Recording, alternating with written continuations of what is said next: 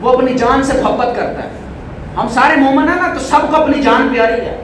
مومن اپنی جان سے محبت کرتا ہے. اس کے برعکس کافر بھی اپنی جان سے محبت کرتا ہے. تو پھر مومن اور کافر میں کوئی فرق نہیں رہتا.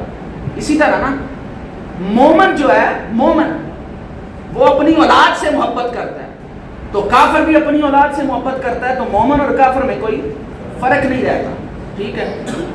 اب مومن جو ہے وہ مال و دولت سے محبت کرتا ہے تو کافر بھی مال و دولت سے محبت کرتا ہے. تو کافر اور مومن میں کوئی فرق نہیں رہتا.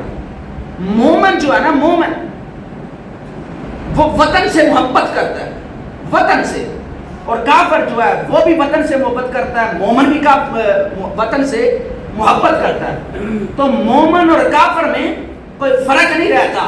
تو علماء نے اس محبت کے تقاضے کو دیکھا اور مومنوں کی ایک الگ سی پہچان بتلا دی اور کہتے ہیں کافر وطن سے محبت کرتا ہے, کافر دولت سے محبت کرتا ہے, کافر اپنی جان سے محبت کرتا ہے, کافر اپنی اولاد سے محبت کرتا ہے.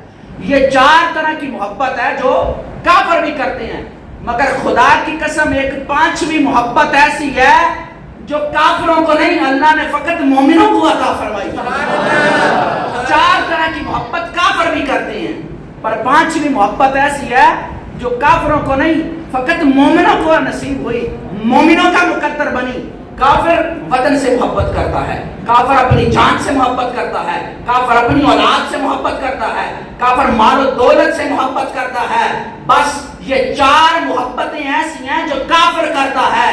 اور 5ویں محبت جو اللہ اور اس کے رسول کی محبت ہے وہ اللہ نے فقط مومنوں کے فریضے میں عطا فرمائی.